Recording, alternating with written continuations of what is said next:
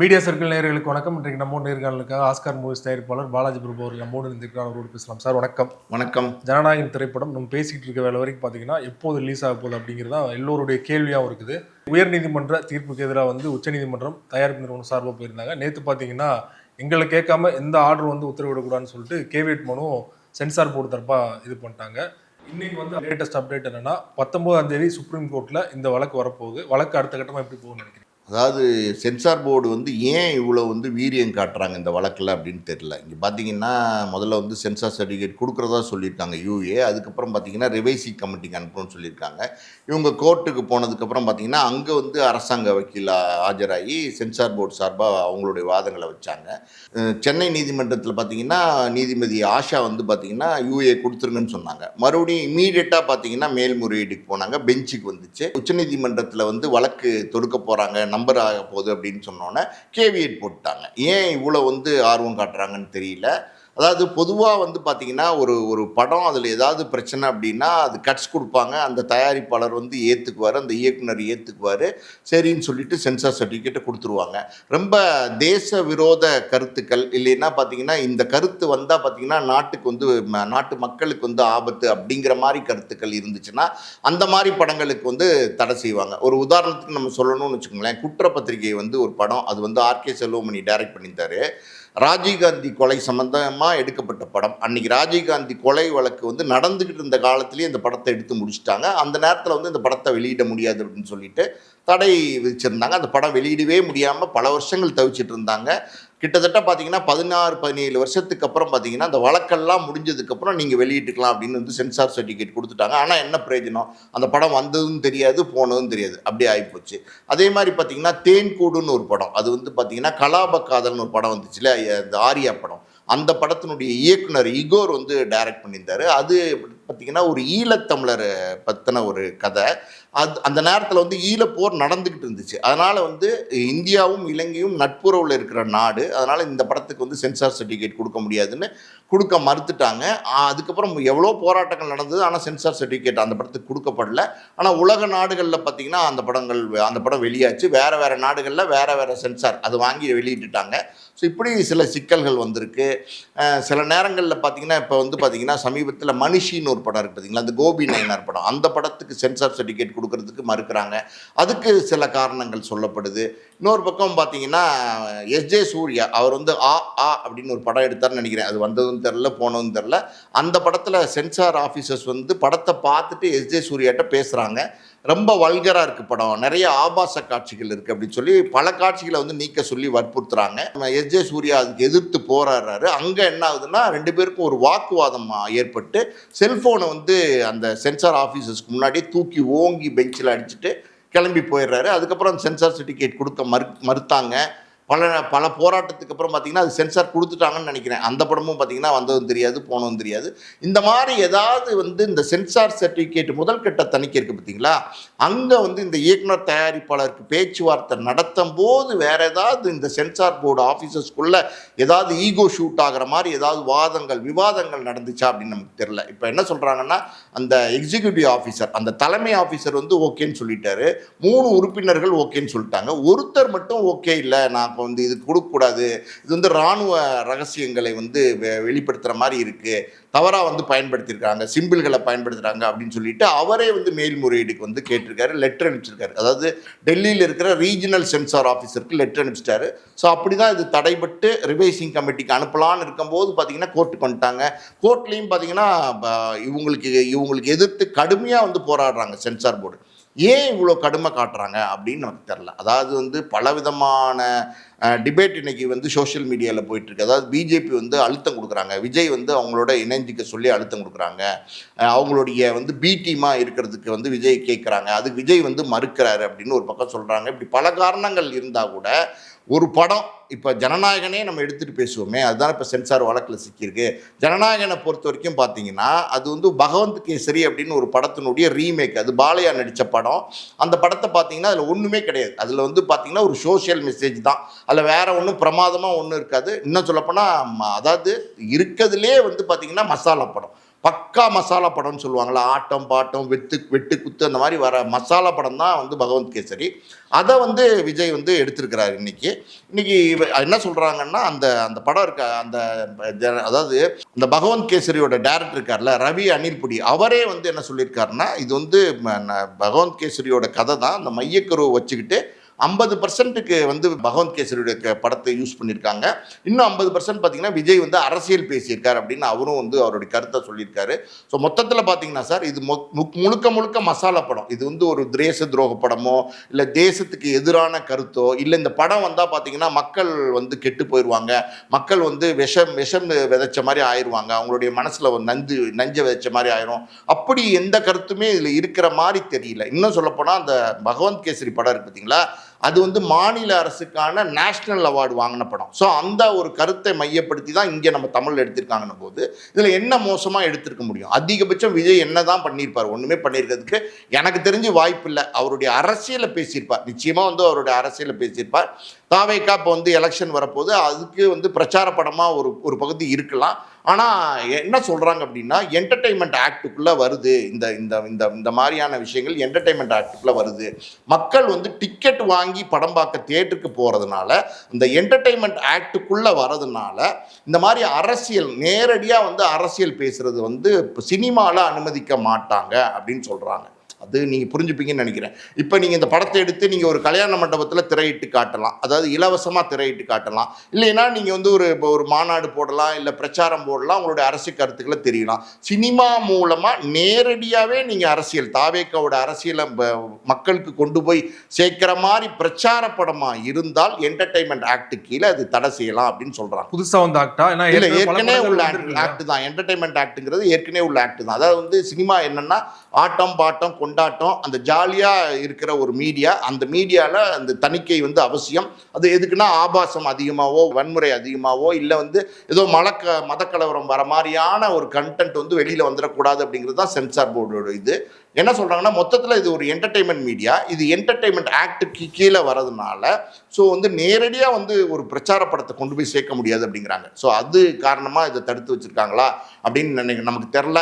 இந்த படத்துக்கு, ஜனநாயகன் படத்துக்கு எதுக்கு வந்து சென்சார் போர்டு வந்து இவ்வளவு வந்து எதிர்ப்பு காட்டுறாங்க, இவ்வளவு வந்து கோர்ட்டில் இவங்களும் சேர்ந்து சரிக்கு சமமாக போராடுறாங்கன்னு தெரில. இப்போ 9ஆம் தேதி வந்து வர வேண்டிய படம் இப்போ காலவரை இல்லாமல் தள்ளி போயிடுச்சு. நம்ம சென்னை நீதிமன்றத்தில் இந்த பெஞ்சு 21ஆம் தேதி விசாரணைன்னு சொல்லியிருந்தாங்க. இப்போ சுப்ரீம் கோர்ட்டுக்கு போனதுக்கப்புறம் இவங்க கேவியேட் மனு போட்டு இன்னைக்கு வந்து பார்த்தீங்கன்னா அது வந்து 19ஆம் தேதிக்கு டேட் ஆயிருக்குங்கிறாங்க. 19ஆம் தேதிக்கும் 21ஆம் தேதிக்கும் பெரிய வித்தியாசம் இல்லையே, ஒரு 2 நாள் தான் இருக்குது வித்தியாசம். ஸோ அப்படி இருக்கும்போது இந்த வழக்கு இப்போ எப்படி போகும்னு தெரியாது. ஒரு விஷயம் மட்டும் ரொம்ப தெளிவாக புரியுது, சென்சார் போர்டு வந்து இந்த படத்துக்கு பெரிய லெவலில் அப்ஜெக்ஷன் காட்டுறாங்க. அந்த அப்ஜெக்ஷன் காட்டுறதுக்கு என்ன காரணம்னு தெரியல. பின்னாடி அதாவது இந்த சர்டிஃபிகேட் வழங்கும் போது ஏற்பட்ட ஒரு பேச்சுவார்த்தை நேரத்தில் ஏதாவது வந்து அவங்க ட்ரிகர் ஆனாங்களா, ஏதாவது வந்து வார்த்தைகள் வந்து அவங்க பயன்படுத்தப்பட்டதா, அது எதனால் வந்து இப்படி ட்ரிகர் ஆகி வந்து இந்த படத்தை தடுக்கிறாங்க அப்படிங்கிற ஒரு கேள்வி இருக்குது. ஸோ இது வந்து எப்படின்னா, இது இனிமே தான் தெரியும் இந்த வழக்கு எப்படி போக போகுதுங்கிறது என்னன்னு தெரியும். இப்போ சுப்ரீம் கோர்ட்டில் இந்த வழக்கு 19ஆம் தேதி வந்தால் கூட இது வந்து பார்த்திங்கன்னா நீங்கள் சென்னை நீதிமன்றத்திலே உயர் நீதிமன்றத்திலே இதை போய் முடிச்சுக்குங்க அப்படின்னு வந்து இங்கேயே ரீடைரக்ட் பண்ணி இதை அனுப்பலாம். இல்லைன்னா பார்த்தீங்கன்னா அங்கே சுப்ரீம் கோர்ட்டில் இந்த வழக்கை விசாரிக்கலாம். இந்த வழக்கை சுப்ரீம் கோர்ட்டில் விசாரித்தாலும் பார்த்தீங்கன்னா தன்னிச்சையாக வந்து யூஏ கொடுக்க முடியாது. தன்னிச்சையாக யூஏ கொடுக்க முடியாது, தன்னிச்சையாக ஒரு ஆர்டர் பாஸ் பண்ணக்கூடாதுங்கிறதுக்காண்டி தான் அவசரமாக வந்து கேவியேட் போட்டிருக்காங்க. கேவியேட்டுங்கிறது எங்களையும் நீங்கள் வந்து ஒரு நீங்கள் ஒரு மெம்பராக சேர்த்து தான் நீங்கள் வந்து விசாரணை பண்ணணும் அப்படிங்கிறது தான் கேவியேட்டோட பொருள். ஸோ இப்படி இருக்குது நிலவரம். ஏன் என்ன காரணம்னு தெரில. அரசியல் நெருக்கடின்னு சொல்கிறாங்க, பலவிதமான காரணங்கள் சொல்லப்பட்டால் கூட ஒரு கமர்ஷியல் படத்துக்கு ஒரு சோஷியல் மெசேஜ் மட்டும்தான் சொல்ல போகிற ஒரு படத்துக்கு இது ஏன் இவ்வளோ எதிர்ப்புன்னு தெரில. எது எப்படி இருந்தாலும் அந்த படம் என்ன பேசுதுங்கிறத நீங்களும் பார்க்கல, நானும் பார்க்கல. அப்போ நம்ம ஆதரவும் தெரிவிக்க முடியாது, எதிர்ப்பும் தெரிவிக்க முடியாது. இதுதான் நம்மளோட நிலைமை. இந்த மாதத்தில் கண்டிப்பாக படம் ரிலீஸ் ஆகிறது அப்படிங்கிறது எல்லாத்துக்குமே தெரிஞ்சிருச்சு. ஒருவேளை வந்து எலெக்ஷன் வந்து மே மாதம் வரதுனால வந்து அதுக்குள்ளேயாவது படம் ரிலீஸ் ஆக ஏதாவது பாசிபிலிட்டி இருக்குங்க? வழக்கு எப்படி முடியுன்னே தெரியலையே, அடுத்தடுத்து முட்டுக்கட்டைகள் எப்படி போட போகிறாங்கன்னே தெரியலையே.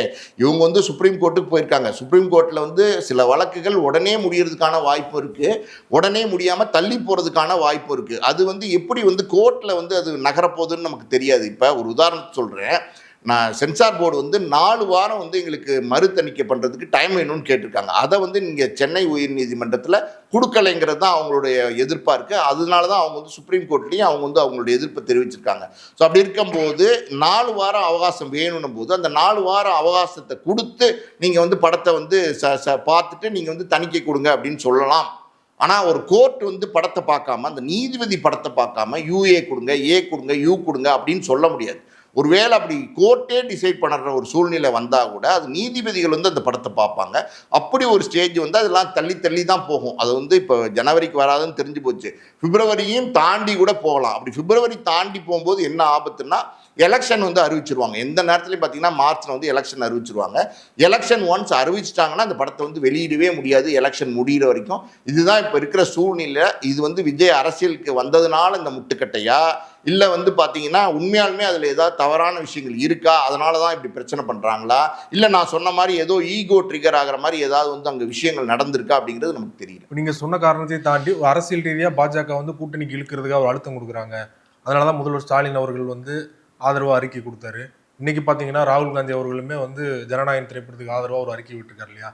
ஸோ அரசியல் ரீதியாக ஒரு கோணம் இருக்குது. உங்களோட பார்வை என்ன? இல்லை, ஸ்டாலின் அவர்கள் கொடுத்த அறிக்கையை வந்து பார்த்தீங்கன்னா விஜய்க்கு ஆதரவான அறிக்கை கிடையாது. அவர் வந்து பொதுவான அறிக்கை. அதாவது வந்து என்ன சொல்கிறாருன்னா, சென்சார் போர்டு வந்து இடி எப்படி கையில் எடுத்தாங்களோ, ஐடி எப்படி கையில் எடுத்தாங்களோ, சிபிஐ எப்படி கையில் எடுத்தாங்களோ, அதே மாதிரி வந்து இப்போ சென்சார் போர்டையும் வந்து கையில் எடுக்கிறாங்களா மத்திய அரசு அப்படிங்கிற மாதிரி ஒரு அறிக்கையை கொடுத்துருக்காரு, கண்டிச்சிருக்காரு. அவ்வளோதான். அது வந்து ஒரு பொதுவான கருத்தாக நம்ம எடுத்துக்கலாம். இந்த இடத்துல இல்லை, இந்த படம் வர டயத்தில் அதை கொடுக்கறதுக்கு இன்னொரு காரணமும் இருக்குது. அது என்ன அப்படின்னா, இப்போ ஜனநாயகனுக்கு கொடுக்கப்பட்ட நெருக்கடி பராசக்திக்கும் கொடுக்கப்பட்டது. பராசக்தியிலையும் பார்த்தீங்கன்னா முதல்ல வந்து தணிக்கைக்கு போனப்ப அந்த படம் வந்து வெளிவராத சூழ்நிலை இருந்துச்சு. அப்புறம் மறு தணிக்கைக்கு வந்து பார்த்தீங்கன்னா சுதா கோங்கராவே அப்ளை பண்ணியிருந்தாங்க. அந்த கருத்து வந்து மத்திய அரசுக்கு எதிரான கருத்தாக பார்க்கப்படுது. அந்த படத்துக்கும் ஏகப்பட்ட நெருக்கடிகள் இருந்துச்சு, அந்த படத்துக்கு ஏகப்பட்ட கட்ஸ் இருந்துச்சு, ஏகப்பட்ட மியூட்ஸ் இருந்துச்சு. எல்லாம் தாண்டி 10ஆம் தேதி ஜனவரி இந்த படத்தை கொண்டு வந்து தான் ஆகணும் அப்படிங்கிற ஒரு கட்டாயமும் நிர்பந்தமும் இருந்ததுனால அவங்களுமே பார்த்தீங்கன்னா காம்ப்ரமைஸ் பண்ணிட்டு சென்சார் சர்டிஃபிகேட் வாங்கிட்டாங்க. அப்போ ஒரு படம் ஒரு கருத்து சொல்கிறாங்க அப்படின்னா அங்கே ஒரு பெரிய எதிர்ப்பு இருக்குது அப்படின்னா அது வந்து தணிக்கை குழு கொடுக்குது, அது வந்து தணிக்கை குழுவால் கொடுக்கப்படுற ப்ரெஷர் அப்படிங்கிறதுனால இப்படி பண்ணக்கூடாது அப்படிங்கிறது தான் ஸ்டாலின் சொல்லியிருக்காரு. ஏன்னா அங்கே இது ஜனநாயகனுக்கும் நடந்திருக்கு, சமகாலத்தில் பராசக்திக்கும் நடந்திருக்கு. அதுதான் அவர் வந்து ரிஃப்ளெக்ட் பண்ணியிருக்காரு. இன்னொரு பக்கம் பார்த்தீங்கன்னா ராகுல் காந்தியுமே ஒரு ட்வீட் போட்டிருக்காரு. அதில் அவர் என்ன சொல்லியிருக்காருன்னா, இந்த மாதிரி வந்து தணிக்கை குழுவோடைய இதை கண்டிச்சிருக்காரு, மத்திய அரசை கண்டிச்சிருக்காரு. விஜய்க்கு ஆதரவான குரலாக அதை நம்ம பார்க்கலாம். பட் எது இருந்தாலும் பார்த்தீங்கன்னா இது பல பேர் வந்து இன்னைக்கு விஜய்க்கு வந்து ஆதரவான குரல் கொடுத்துட்டு இருக்காங்க. விஜய் வந்து யாருக்குமே எந்த காலத்துலையுமே எதுக்குமே ஆதரவான குரல் கொடுத்ததே இல்லை. இப்போ கமலஹாசன் பார்த்தீங்கன்னா தக் லைஃப் ஆடியோ ரிலீஸில் தமிழ்லேருந்து வந்தது தான் கன்னட மொழின்னு சொன்னார். அப்போ கூட வந்து விஜய் வந்து மௌனமாக இருந்தார். பல அரசியல் தலைவர்கள் வந்து ஆதரவு கொடுத்துருந்தாங்க. ஆனால் இன்னைக்கு வந்து கமலஹாசன் கூட பார்த்தீங்கன்னா விஜய்க்கு ஆதரவாக தான் பேசியிருக்காரு நம்ம சொல்லணும். இப்படி இருக்குது சூழ்நிலை. பட் எது எப்படி இருந்தாலும் எல்லாமே அரசியலாக தான் பார்க்கப்படுது இந்த ஸ்டேட்மெண்ட்ஸ் எல்லாம். பட் உள்ள நடக்குது என்ன அப்படிங்கிறது யாருக்கும் தெரியல. இப்போ நீங்கள் சொன்ன மாதிரி வந்து பல திரைக்கலைஞர்கள் வந்து விஜய்க்கு ஆதரவாக குரல் கொடுத்துருக்காங்க. ஆனால் யாருக்காகவும் விஜய் வந்து இது வரைக்கும் குரல் கொடுக்கலன்னு சொன்னீங்க. ஆனால் விஜய் அவருக்காக கூட குரல் கொடுக்கல இல்லையா? அதை பற்றி கேட்கும்போது பார்த்தீங்கன்னா கோர்ட்டில் வழக்கு நடந்துகிட்டு இருக்கு, வழக்கு முடிஞ்சதுக்கப்புறம் பேசுவோம் அப்படின்றாங்க இல்லையா? இது எப்படி எடுத்துக்கிறது? இல்லை, இது வந்து விஜய் வந்து இந்த விஷயத்தில் அவருக்கு குரல் கொடுக்கணும். அவருக்காண்டி அவர் குரல் கொடுக்காம மௌனமாக இருக்காருங்கிறது ரொம்ப ரொம்ப தப்பு. இது வந்து விஜய் ரசிகர்கள் வந்து இதை வந்து பலவிதமாக வந்து இன்றைக்கி டிபேட் பண்ணிகிட்டு இருக்காங்க. அதாவது அவருடைய தலைவர் படத்தை வந்து விடாமல் தடுக்கிறாங்க. மத்திய அரசு வந்து பார்த்திங்கன்னா அந்த தடுப்பணை போடுறாங்க. இப்படி பலவிதமான டிபேட் இன்றைக்கி போயிட்டுருக்கு. இப்படி இருக்கிற சூழ்நிலையில் விஜய் வந்து ஒரு கருத்து, அவருடைய கருத்து என்னங்கிறத சொல்லலாம். அதாவது இன்னைக்கு வழக்கு நீதிமன்றத்தில் இருக்குது. இந்த படத்தை பற்றி வந்து விஜய் வந்து கருத்து சொல்ல முடியாது. ஏன்னா இன்னைக்கு வழக்கு நீதிமன்றத்தில் இருக்கிறதுனால இன்னும் கூட நீங்கள் சொல்லணும்னா அந்த வழக்கை தொடுத்தது வந்து பார்த்தீங்கன்னா தயாரிப்பு நிறுவனம் தான் தொடுத்திருக்காங்க, விஜய் தொடுக்கலை. அப்படி இருக்கும்போது விஜய் வந்து கருத்து சொல்கிறதுக்கான வாய்ப்புகள் இருக்குது. ஆனால் அந்த படத்தில் விஜய் நடிச்சிருக்காரு, விஜய் பயப்படுறாரு அப்படின்னு தான் நம்ம பார்க்கணும். ஏன்னா நிர்மல்குமார் பார்த்தீங்களா இன்னைக்கு வந்து ஒரு பேட்டியில் சொல்லியிருக்காரு. என்ன சொல்லியிருக்காருன்னா, இந்த படம் வந்து ரிலீஸ் டேட்லாம் அனௌன்ஸ் பண்ணி சென்சார்லாம் கிடைச்சி ரிலீஸ் ஆனதுக்கப்புறம் என்ன நடந்துச்சுன்னு நாங்கள் பேசுகிறோம் அப்படின்னு சொல்லியிருக்காரு. இப்போவே வந்து அரசியல் பண்ணுறவங்க தானே இவங்க. இப்போ தாவேக்காங்கிறது ஒரு அரசியல் கட்சியாக ஆயிடுச்சு. இப்போ பிஜேபி வந்து கொள்கை எதிரின்னு சொல்கிறாரு, டிஎம்கே வந்து என்னுடைய நேரடி எதிரி தீய சக்தின்னு சொல்கிறாரு. அப்படி இருக்கும்போது இங்கே ஒரு அரசியல் இருக்குது. இந்த படத்துக்கு வந்து அரசியல் காரணங்களால தான் வந்து சென்சார் சர்டிஃபிகேட் கொடுக்கப்படாமல் இருக்குது, மறுக்கப்படுது அப்படின்னா நிச்சயமாக வந்து விஜய் வந்து அதுக்கு எதிர்த்து குரல் கொடுக்கணும். எல்லாரும் எதிர்த்து குரல் கொடுக்குறாங்க. முதலமைச்சர் கொடுக்குறாரு, ராகுல் காந்தி கொடுக்குறாரு, கமலஹாசன் கொடுக்குறாரு, இன்னும் பலர் வந்து குரல் கொடுத்துட்டு இருக்காங்க. இருக்காங்க. ஆனால் வந்து விஜய் வந்து மௌனமாக தான் இருக்கார். விஜய் எப்பவும் போல மௌனமாக தான் இருக்கார். ஒரு அரசியல் தலைவர் அப்படின்னும் போது நிச்சயமாக இதை வந்து எதிர்த்து குரல் கொடுக்கணும். ஆனால் கொடுக்காம இருக்கிறது வந்து ரொம்ப ரொம்ப தவறு. படம் வந்து சென்சார் பிரச்சனைக்கு முன்னாடிலாம் பார்த்தீங்கன்னா டேபிள் ப்ராஃபிட்டு, படம் வந்து நல்ல சேல் ஆயிடுச்சு அப்படிலாம் பேசினாங்க. சென்சார் பிரச்சனைக்கு அப்புறம் படம் தள்ளி போனோன்னா வியாபார ரீதியாக என்ன மாதிரியான சிக்கல் ஏற்படும் நினைக்கிறீங்க படத்துக்கு? நிச்சயமாக வியாபார ரீதியாக பெரிய சிக்கல் ஏற்படும். ஏன்னா இந்த படம் வந்து பொங்கலுக்கு வருது, 9ஆம் தேதி வருது, தனியாக வருதுன்னும் போது பார்த்தீங்கன்னா 107 கோடி ரூபா கொடுத்து இந்த படத்தை வந்து தமிழ்நாட்டு உரிமை வாங்கியிருக்கிறாங்க. இப்போ தனியாக வரலை, அது வந்து பார்த்தீங்கன்னா அடுத்த நாளே வந்து பராசக்தி வருது அப்படின்னும் போது அங்கேயே ஆல்ரெடி அவங்க ஷாக்காக இருந்தாங்க. இருந்தாலும் என்ன பண்ணுறது அப்படின்னு வந்து நகர்ந்து போயிட்டு இருந்தாங்க. ஆனால் இப்போ வந்து ஜனவரி 9 இந்த படம் வரல, இனி எப்போ இந்த படம் வரப்போகுது அப்படின்னு தெரியாத ஒரு சூழ்நிலையில் இந்த விநியோகஸ்தர்கள்லாம் என்னென்னா அவங்க எல்லாருமே வட்டிக்கு பணம் வாங்கி தான் இந்த தொழில் செய்வாங்க. பொதுவாகவே சினிமா தொழிலை பொறுத்த வரைக்கும் ஒரு தயாரிப்பாளராகட்டும், ஒரு விநியோகஸ்தராகட்டும், ஒரு தியேட்டர் உரிமையாளராகட்டும், யாராக இருந்தாலும் சரி வட்டிக்கு பணம் வாங்கி தான் அந்த தொழில் செய்வாங்க. அப்படி இருக்கும்போது விநியோகஸ்தர் பெருமளவுக்கு பார்த்தீங்கன்னா அமௌண்ட் வந்து வட்டிக்கு வாங்கி கொடுத்துருக்காங்க. ஸோ ஜனவரியில் வந்து 9ஆம் தேதி ரிலீஸ் ஆச்சுன்னா 2 வாரத்தில் அவங்க போட்ட பணம் வந்துடுறதுக்கான வாய்ப்புகள் இருக்குது. லாப நஷ்டம் அது தனி, ஆனால் வந்து ஒரு லாபம் வருங்கிற நோக்கத்தில் தான் வாங்கியிருக்காங்க. 2 வாரத்தில் வந்து அவங்களுடைய லாபம் வந்துடும், லாபத்தோடு வந்து போட்ட முதலும் வந்துடும் போது அவங்க துணிஞ்சு அதை வந்து பண்ணியிருந்தாங்க. இன்னைக்கு வந்து கால வரை இல்லாமல் தள்ளி போகிறதுனால மாதம் மாதம் வட்டி கட்ட வேண்டிய சூழ்நிலையில் அவங்க இருக்காங்க. ஒரு பாயிண்ட். இன்னொரு பக்கம் பார்த்தீங்கன்னா இப்போ பொங்கல் ஹாலிடேஸ் இருக்குது பார்த்தீங்களா, அது ஒரு பெரிய ஹாலிடேஸு. அந்த செலிப்ரேஷன் மூடில் வந்து மக்கள் இருப்பாங்க. அப்போ கலெக்ட் ஆகிற கலெக்ஷனுங்கிறதே வேறு மாதிரி இருக்கும். அது வந்து இப்போ மிஸ் ஆயிடுச்சு. இனிமேல் அடுத்த ஹாலிடேஸ் எதுவும் கிடையாது, அடுத்த ஹாலிடேஸே இல்லை சொல்லப்போனால். அப்படி இருக்கும்போது இது ஏதோ ஒரு நாளில் வந்து ஒரு ஒரு ஒரு நோட்டபிள் இல்லாத ஒரு நாளில் வந்து இந்த படம் ரிலீஸ் ஆச்சுன்னா அன்னைக்கு வந்து இது இந்த அளவுக்கு ஓடுமா, இந்த அளவுக்கு கலெக்ஷன் எடுக்குமா, இந்த கேள்விக்குறியெல்லாம் இருக்கிறதுனால நிச்சயமாக விநியோகஸ்தர் வந்து அவங்க இது வரைக்கும் பேசின விலையோட 40% 50% குறைச்சி கேட்கறதுக்கு வாய்ப்பு இருக்குது. இல்லைன்னா எனக்கு இந்த படம் வேணான்னு சொல்லி திருப்பி கொடுக்கறதுக்கும் வாய்ப்பு இருக்குது. ஆனால் என்னென்னா இங்கே அக்ரிமெண்ட் போட்டு இந்த விநியோகஸ்தர்களுக்கு கொடுத்ததுக்கப்புறம் இந்த விநியோகஸ்தர்கள் வந்து தேட்டர்லாம் எடுத்துட்டாங்க. தேட்டர்லாம் எடுத்ததுக்கப்புறம் இப்போ அந்த விநியோகஸ்தர் வேண்டான்னு சொல்லி வேற விநியோகஸ்தர்கிட்ட போகவும் முடியாது. சினிமாக்குள்ளே பார்த்தீங்கன்னா இது ஒரு கட்டமைப்பு. அந்த கட்டமைப்பை மீறி நீங்கள் வெளியில் சுதந்திரமாக நீங்கள் உங்கள் தன்னிச்சையாக ஒரு முடிவு எடுத்து போக முடியாது. இது ஒரு பக்கம். இன்னொரு பக்கம் பார்த்தீங்கன்னா தியேட்டர் ஓனர்ஸ்லாம் இருக்காங்கல்ல, சிங்கிள் ஸ்க்ரீன் தியேட்டர் ஓனர்ஸ்லாம் இருக்காங்கல்ல, பல ஊரில் இருக்காங்க தேட்டர்ஸ். அவங்கெல்லாம் என்ன பண்ணுவாங்கன்னா அவங்கவுங்க தியேட்டர் கெப்பாசிட்டிக்கு ஏற்ற மாதிரி விநியோகஸ்தர்களுக்கு வந்து பார்த்தீங்கன்னா அட்வான்ஸ் கொடுப்பாங்க, டெபாசிட்னு சொல்லுவாங்க. அதாவது ஒரு பெரிய தேட்டர் 1000 ஸ்க்ரீன்ஸ் இருக்குன்னா ஒரு 30 லட்சம் டெபாசிட் கொடுப்பாங்க. அந்த படம் ரிலீஸ் ஆனதுக்கப்புறம் அந்த படத்தில் இந்த 30 லட்ச ரூபா அவங்க எடுத்ததுக்கப்புறம் அதுக்கப்புறம் வரதில் வந்து ஷேர் எடுத்துப்பாங்க 2 பேரும். இப்படி தான் வந்து வழக்கமாக பண்ணுவாங்க. அது விநியோகஸ்தர் வந்து ஒரு பெரிய தொகை இந்த தேட்டர் ஓனர் கொடுக்குற டெபாசிட் மூலமாக வரும். அதை வந்து தயாரிப்பாளர் போய் கொடுப்பாங்க. ஸோ அவங்க தியேட்டர் ஓனர்ஸும் பார்த்தீங்கன்னா வட்டிக்கு வாங்கி கொடுத்துருக்காங்க. அவங்களுமே பார்த்தீங்கன்னா படம் எப்போ வரும்னு தெரியாமல் வெயிட் பண்ணிட்டு இருக்காங்க. ஸோ இப்படி இருக்கிற சூழ்நிலை எல்லாருமே வட்டிக்கு வாங்கி கொடுக்கறதுனால எல்லாருமே அவங்கவுங்க வட்டி கட்டுவாங்க இந்த தொகைக்கு. இந்த 2 மாசமா 3 மாசமான்னு தெரியல. இப்போ அப்படி இருக்கும்போது இது வந்து ரிலீஸ் ஆகிற காலகட்டத்தில் இந்த நஷ்டங்களை எல்லாம் கழிச்சு தான் வந்து இந்த படத்தை வாங்குவாங்க. இதுதான் சூழ்நிலை. நிச்சயமாக வந்து தயாரிப்பு நிறுவனம் வந்து இன்னைக்கு 107 கோடி ரூபாய்க்கு கொடுத்துருக்காங்கன்னா அது வந்து ஒரு 60 கோடியோ இல்லை 70 கோடியோ மாறுறதுக்கு வாய்ப்பு இருக்குது. இவ்வளோ அழுத்தம் கொடுக்குறவங்க படத்தை வந்து கண்டிப்பாக ரிலீஸ் பண்ண விட மாட்டாங்க. ஏற்கனவே வந்து அமேசான் தான் ஓடிடி வாங்கிட்டாங்க திரைப்படத்தை. கிட்டத்தட்ட 100 கோடியோ 115 கோடிக்கோ வாங்கியிருக்காங்க. ஸோ வந்து படத்தை விஜய்க்கு ஆதரவாக பேசுகிறவங்கலாம் வந்து படத்தை டேரெக்டாக நீங்கள் ஓடிடியில் ரிலீஸ் பண்ணிருங்க. ஏற்கனவே மாஸ்டர் படத்துக்கு பார்த்தீங்கன்னா அப்படியான முயற்சி நடந்தது. ஸோ அதே மாதிரி ஏன் ரிலீஸ் பண்ணக்கூடாது அப்படிங்கிற மாதிரி பார்வை முன்வைக்கப்படுது. அதுக்கு வாய்ப்பு இருக்குன்னு நினைக்கிறீங்களா? சரியான கேள்வி. அதாவது வந்து பல பேர் என்ன சொல்லிட்டு இருக்காங்கன்னா இந்த படத்தை வந்து சென்சார் சர்டிஃபிகேட் கிடைக்கலன்னா இது வந்து விஜய் வந்து ஓடிடியில் ரிலீஸ் பண்ணிடுவார், தயாரிப்பு நிறுவனம் வந்து டைரெக்டாக வந்து ஓடிடியில் ரிலீஸ் பண்ணிடுவாங்க, நஷ்டமானாலும் பரவாயில்ல.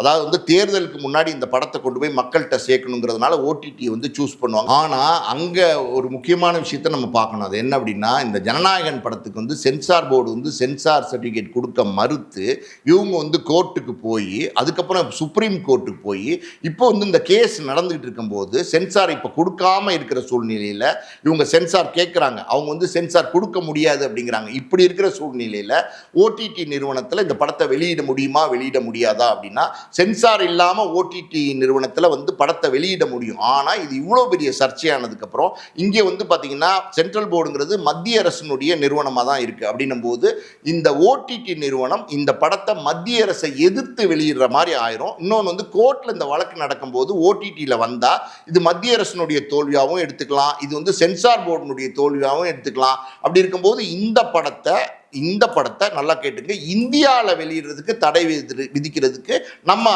இந்திய அரசாங்கத்துக்கு அதிகாரம் இருக்குது. அப்படி இருக்கும்போது ஓடிடி நிறுவனத்துக்கு இந்தியாவில் நீங்கள் இந்த படத்தை வெளியிடக்கூடாது அப்படின்னு சொன்னால் மறுபடியும் பார்த்தீங்கன்னா அவங்களோட எண்ணம் வந்து ஈடேறாமல் போயிடும். வெளிநாடுகளில் வெளியிட்டுக்கலாம். ஆனால் என்ன பிரயோஜனம்? வெளிநாட்டில் வெளியிட்டு எத்தனை பேர் பார்க்க போகிறாங்க? இந்தியாவில் நீங்கள் இந்த படத்தை பார்க்க முடியாது. இங்கே வந்து தடை செய்யப்படும். இப்போ டிக்டாக்லாம் பார்த்தீங்கன்னா பல வெளிநாடுகளில் இருக்குது, ஆனால் இந்திய சட்டப்படி இங்கே தடை செய்யப்பட்டிருக்கு இல்லையா? அந்த மாதிரி வந்து இங்கே வெளியிடுறதுக்கு தடை செஞ்சாங்கன்னா தடை செய்வாங்க நிச்சயமா.